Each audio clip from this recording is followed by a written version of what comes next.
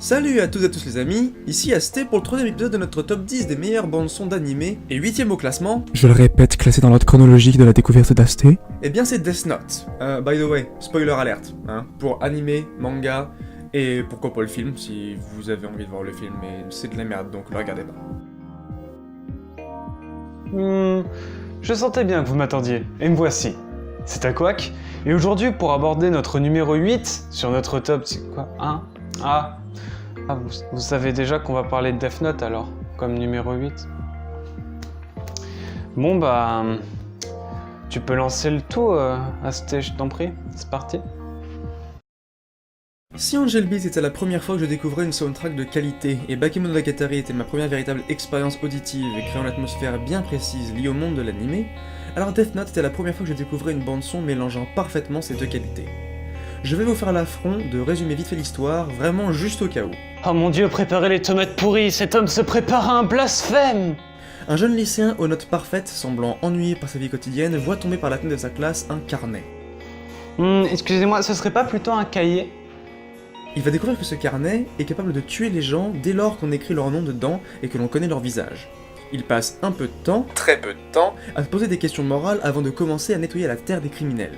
A partir de là commence un jeu de chat et de la souris entre un détective au QI de surdoué, engagé par Interpol, et notre bon lycéen, lui aussi surdoué, qui prendra le nom de Kira, soit le mot killer prononcé à la japonaise. Et je t'emmerde Nico, je dis carnet si je veux. Non, parce que très clairement, il parle de carne. Oh putain, pète les couilles. Bien sûr, il va sans dire qu'il y a une multitude d'autres personnages, certes secondaires, mais toujours assez bien développés, apportant au réalisme du monde et à la portée psychologique et sociologique de l'œuvre. Exemple, vous réagiriez comment si vous appreniez qu'un mec peut buter qui il veut, quand il veut, juste en écrivant un nom dans un carnet?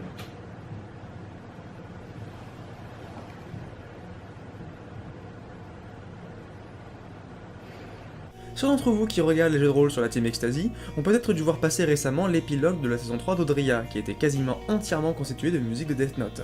Ça fait un bail, Avril, quand même, non? Oui bah t'as mis longtemps à écrire le script, je t'emmerde. Donc, quasiment toutes les musiques de cette OST, même les plus mondaines, sont capables de conférer une telle ambiance à n'importe quelle scène, qu'elle soit dans un contexte dramatique ou non, comme la scène des chips dans l'animé, tout en étant toujours liée à l'atmosphère lourde et à l'identité de l'animé en tant qu'œuvre audiovisuelle. Oh putain, j'ai la dalle, je prendrais bien une chips.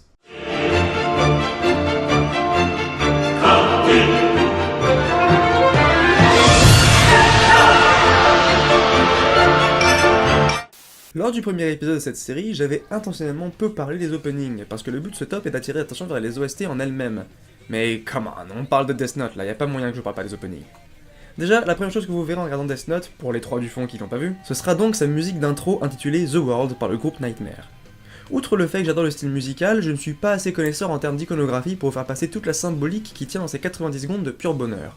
Aussi, je vous conseille fortement d'aller voir la vidéo de Mother's Basement, le pape de l'animé sur YouTube, What in an OP, qui dissecte le tout d'une manière impeccable, et une fois que vous l'aurez vu, revenez.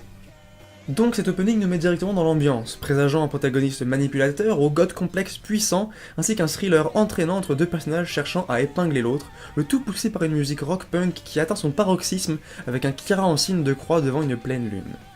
Autant dire que mon mois de 12 ans au 5ème au collège était extrêmement intrigué par ce que cette série allait me proposer. Quand j'ai commencé à réfléchir à comment je voulais écrire cette vidéo, qui en plus allait être faite avec Aquac, j'ai commencé à avoir un peu peur du bordel que ça allait être à organiser. Après tout, quasiment toutes les musiques de Death Note sont notables. Même celles qui pourraient être qualifiées d'oubliables portent en elles cette ambiance très distincte de la série, cette lourdeur des actions, le mélange de guitares électriques et acoustiques qui sonne comme un glas à chaque épisode, alors qu'on se rend compte que la marche arrière n'est plus possible pendant que l'on observe, que l'on contemple Kira, s'enfoncer dans une folie meurtrière qui très vite se sépare des simples criminels lorsqu'il tue des agents du FBI dans l'épisode 5. Enfin bref, du coup, au lieu de m'attarder sur toutes les musiques de l'OST, que je vous conseille fortement d'acheter si vous pouvez, et de les écouter si vous aimez vous mettre dans ce genre d'ambiance dramatique, particulièrement si vous aimez écrire des histoires, moi j'ai écrit le scénario de la fin d'Odria en les écoutant, c'est pour dire, et bien dans cette vidéo, je vais me focaliser que sur certains morceaux, ceux qui sont dans mon téléphone depuis le collège, et ceux qui me font ressentir, et dans le même temps, Nico vous parlera de sa vision de l'OST de la série. L'OST dont je vais parler en premier est celle qui m'a le plus influencé récemment, parce que c'est celle avec laquelle j'ai écrit les pilotes d'Odria. Je parle d'une des dernières musiques de la série, Kodoko. Comme celle de Naruto? Non, plus sérieusement, je vais être hors sujet 3 secondes, mais je vous la conseille vraiment. Elle est sur le même thème que celle de Death Note, bien que un peu plus mélancolique et traditionnelle. Titré Solitude en français, c'est la musique que vous entendez alors que, lors du dernier épisode de la série, Light Yagami, aka Kira, a été mis en défaut par Nier. Avec 2 balles dans le corps et sachant qu'il a perdu, Light s'enfuit en boitant sous la lumière chaleureuse du coucher de soleil. La musique commence calme, un rythme régulier de guitare électrique et de batterie, instruments qui sont à la base de l'OST de la série, mais aussi à la base de l'identité musicale de Light, qui change au fur et à mesure des épisodes. Ces notes, un peu lasses, tristes, nous font ressentir la même nostalgie qu'évoque à beaucoup de monde les couchers de soleil. Au point que si on était vraiment investi dans le personnage de Kira, durant le visionnage de l'animé, alors on se met, comme lui, à se demander ce qui aurait pu se passer s'il n'avait pas succombé à la tentation de devenir un dieu. Sans être particulièrement subtil, le coucher de soleil représente bien évidemment la fin de la vie de Light, mais ses couleurs chaleureuses rappellent aussi les valeurs nobles qui l'animaient au début de l'animé, tandis que celui-ci, aux portes de la mort, apeuré, se rend compte de ce qu'il est devenu, de ce qu'il a fait. À ce moment, les notes de guitare électrique s'emballent, alors que Light s'étend, seul, sur un escalier en métal, attendant la mort. Jamais il n'aura été aussi seul que face à sa mort, et la musique se charge bien de lui faire ressentir sa solitude intense, sa nostalgie pour son lui passé, persuadé d'incarner la justice. Il sait que ce n'est plus le cas maintenant. Sans doute regrette-t-il toutes les actions qu'il a effectuées, tous les tours qu'il a joués dans le but de pouvoir se prendre pour un dieu. Sans doute aussi se demande-t-il comment le monde évoluera en l'absence du dieu punisseur Kira. Puis enfin, son cœur s'arrête. Fin de la musique. Je pense que vous pouvez facilement voir comment l'ambiance de l'épisode d'Adria m'est venue en écoutant ça. Petite anecdote, pour ceux qui ne le sauraient pas, cette scène que vient de vous décrire Asté n'aurait jamais dû exister si l'éditeur de Tsugumi Oba avait écouté son scénariste, car la mort de Elle devait signer la fin du manga. Comme quoi, parfois les éditeurs ne font pas que des mauvais choix. Pas vrai l'enfoiré qui a forcé Sasuke dans Naruto pour faire plaisir à son fils? Bon, de mon côté, j'ai découvert Death Note avec la série animée. Je devais avoir 10-12 ans quand j'ai décidé de tout visionner, et franchement je regarde des images fortes, des scènes cultes, et ce par dizaines. Que ce soit l'ambiance, l'animation splendide pour l'époque, ou le jeu des couleurs, bien qu'assez sombre, il n'y a pas à redire sur l'aspect visuel de la série. Après quelques années, j'ai finalement acheté les 12 tomes. De cette première collaboration entre Tsugumi Oba Là où le mystérieux scénariste est Takeshi Obata. dessinateur de talent, soit dit en passant. J'ai également acheté le 13e tome avec toutes les informations supplémentaires au scénario. Cette œuvre est aujourd'hui indispensable pour tout néophyte. Le scénario est très riche, sans pour autant s'étaler sur du superflu. Il est également très loin du manichéisme habituel. S'il y a bien une chose qui ne change pas après tout le temps passé depuis mon visionnage original, c'est l'habitude d'écouter de temps à autre l'OST de Death Note, qui symbolise beaucoup de choses musicalement, avec une structure très reconnaissable et très communicative. C'est cette marque de franchise, cette gestion des émotions, de la tension au drame, que l'on utilise régulièrement en tant que vidéaste, pour amener méfiance et remise en question. Le tout en subtilisant à notre compte le message originel de l'œuvre. S'il y a bien une OST qui met en perspective toute la puissance et la portée de l'œuvre de Death Note, c'est selon moi la première, logiquement nommée Death Note. Celle-ci foreshadow, c'est-à-dire basiquement pose les bases et prévient celui qui l'écoute du déroulement de la suite de la série, dans les grandes lignes et en suivant le voyage du personnage de Light. Elle commence comme Kodoku avec une faible batterie, une guitare électrique calme et un piano moins cristallin que celui du thème de Elle dont je parlerai plus tard. Selon moi, dans l'OST de Death Note, le piano représente la justice, et le début calme de cette bande-son sert à plonger celui qui l'écoute dans l'esprit de Light, dans son idée de la justice au début de l'animé, et ce au présent, au contraire de Kodoku, qui lui portait des teintes de nostalgie et de tristesse. Autrement dit, elle représente un état d'esprit de justicier, mais qui est déjà quelque peu éloigné de l'idéal lui-même, presque corrompu, mais sans être encore dans la folie. Quasiment pile à la moitié de la musique, les guitares électriques s'emballent, la batterie se fait entendre plus forte, le piano est encore dans le fond, mais il est camouflé par les autres instruments. En ce sens, elle suit le même schéma que Kodoku et que le personnage de Light en lui-même, mais en étant plus restreint sur les aspects de la chute du personnage vers la fin de l'histoire. C'est comme si, alors que Kodoku était une descente dans l'état d'esprit de Light lorsqu'il ressent des regrets, l'OST Death Note, elle, se place externe, comme le spectateur observant cet idéal de justice se corrompre, puis s'autodétruire au fil de la montée en puissance des guitares. Le tout est puissant en émotion et en message, et se finit, comme l'animé, sur une note aigre-douce, mais tout de même moins amère que Kodoku. Alors que je discutais avec Aquac des différents patterns et sens cachés dans la musique de l'animé, et alors que je lui disais que les notes cristallines du piano étaient réservées à elle, tandis que la guitare électrique, qui fait la majeure partie de l'OST de la série, était aussi utilisée pour représenter Light, eh bien mon acolyte m'a fait remarquer, à juste titre, à quel point les thèmes de Light et de Elle sont des miroirs l'un de l'autre. Pas au niveau de la composition ou des notes, mais en termes d'instruments utilisés et de leur importance dans chacun des morceaux. Aquac, je te laisse expliquer. Il est vrai que l'utilisation des différents instruments est, parmi les thèmes les plus populaires, très bien répartie en fonction de l'ambiance d'abord, mais également en fonction des personnages. Pour le thème de Elle par exemple, et surtout par rapport à sa popularité encore aujourd'hui, il est curieux de trouver un piano qui, malgré les quelques notes qui défilent presque éternellement, nous font assimiler l'apparence auditive du personnage. Par là, j'entends dire que ce simple thème, accueillant pourtant plusieurs guitares, une batterie ou encore une basse, ne noie jamais ce précieux piano, continuant sa douce mélodie encore et encore. C'est d'autant plus drôle de retrouver, au-delà de son thème, un piano identique dans d'autres soundtracks, comme si Elle marquait inexorablement sa présence dans d'autres tracks, tels que le thème de Light lui-même. En écoutant ce dernier, on remarque qu'un piano fait son apparition parmi les multiples guitares, représentant clairement elle. Le piano coupe ici l'élan pris par la mélodie principale, comme pour musicaliser, si je puis dire, le scénario initial de Death Note. Plus que ça même, le piano représente autant elle que l'idéal qu'il personnifie, c'est-à-dire la justice pure, simple et inébranlable. Ainsi, quand on entend le piano cristallin de Elle se glisser dans le thème de Light, je ne peux m'empêcher de penser à ce passage dans l'anime où Light perd la mémoire et redevient alors, l'espace de quelques épisodes, un défenseur tout aussi inflexible de la justice, la vraie, que elle lui-même. À tout cela, on peut prendre le cas de Light, qui est lui personnifié par des guitares. Des plus douces aux plus saturées, elles caractérisent bien l'état d'esprit de Light en fonction de leur utilisation.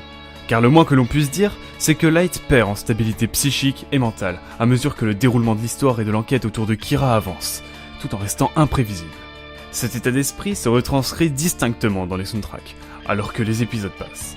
De ces réflexions calmes et posées dans les premiers épisodes, Bon, j'avoue, il y a quelques exceptions.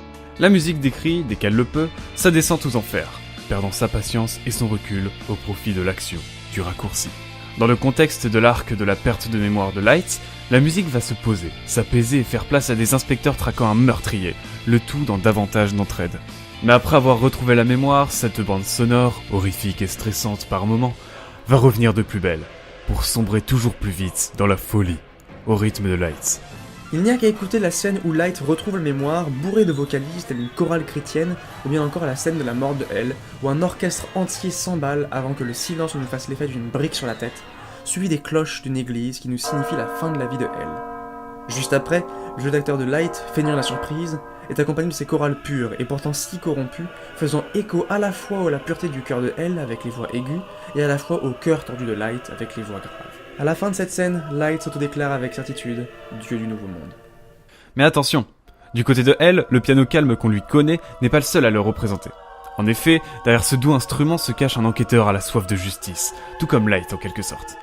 Ainsi, lorsque le second thème de Elle est uniquement composé de guitare, un peu plus brut que le piano initial, on remarque des fissures derrière ce personnage si parfait. De plus, le troisième thème de Elle, lui, amène une toute autre perspective. Aux sonorités électroniques, le ton est ici trouble et incertain. À l'image de ce que j'explique jusque-là, tout comme cette musique qui le définit donc, Elle se cherche sur ses motivations et son utilité finale, alors que de plus en plus de personnes se rangent du côté de Kira, dans l'opinion publique. Contre lui, en somme. Le thème de Elle a été une grande inspiration pour moi, principalement lorsque je bossais sur la saison 2 d'Odria et le passage de la découverte du passé de Borvo. Couplée avec Yori, dont je vous ai parlé lors du dernier épisode du top 10, elle me permettait de me mettre dans une ambiance difficilement descriptible de découverte et de déduction, saupoudrée de consternation, comme à chaque fois que Light arrivait à se prouver innocent, sans jamais totalement convaincre Elle pour autant. Cela étant dit, je n'avais jamais vraiment fait attention à la dualité que le thème entretient avec celui de Light. Bien sûr, je me rendais compte que les guitares et l'augmentation du rythme étaient là pour signifier l'adversité et la difficulté de l'enquête sur Kira, mais jamais je ne m'étais penché sur la complexité du message que l'on pouvait faire passer avec une OST.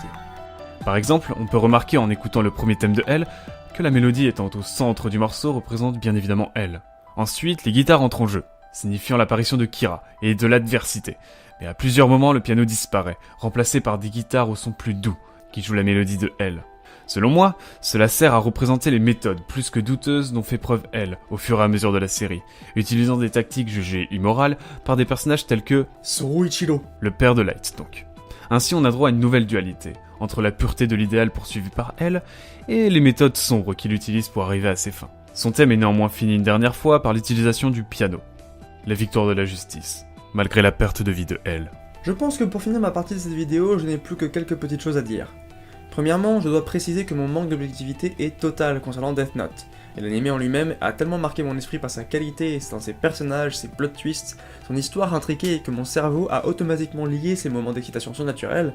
Vous savez, ce moment quand vous découvrez qu'une histoire aussi puissante, avec des points d'orgue aussi émouvants, terrifiants et entraînants, pouvait être diffusée sur le mode animé, à certaines scènes de l'anime qui m'ont marqué jusqu'à présent, plusieurs années plus tard. Oui, je sais, j'ai déjà fait des éloges de bande-son avant et j'en referai après dans ce top 10. Mais il faut savoir que si j'avais réussi à me décider sur un véritable top 10, un classement, la musique de Death Note serait facilement arrivée dans le top 3, voire même ce serait peut-être la meilleure, juste au vu des émotions qu'elles me font ressentir. Death Note est le premier chef-d'œuvre incontesté que j'ai jamais regardé, et bien évidemment, l'anime et sa musique trouvent facilement une place dans mon cœur. Aquac, je te laisse le mot de la fin. Avec tous ces instruments et leur symbolique, les compositions de Death Note ne font pas que remplir un contexte déjà oppressant graphiquement, avec ses couleurs clairement sombres et troubles. Ici, le compositeur Hideki Taniuchi. sert les problématiques et thématiques de Death Note. Malgré le peu de paroles par moment et les multiples raisonnements des personnages, la musique accompagne brillamment leurs tourments et leurs doutes incessants, dans cette course effrénée de Light Yagami pour imposer sa justice et son monde parfait.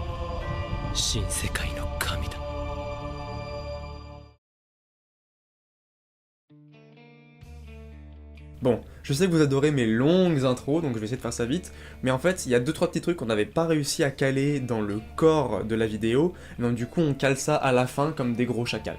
Bon, je sais que vous n'avez pas l'habitude, mais je vais faire une critique négative. Sérieux? Qu'est-ce qu'il vient de dire? Ah ouais? Ah ouais? Ah non mais je vous jure, vous avez écouté toutes les OST de type électro? Ah non mais parce que je vous promets, il y a certaines OST qui ont très mal, mais vraiment très mal vieilli.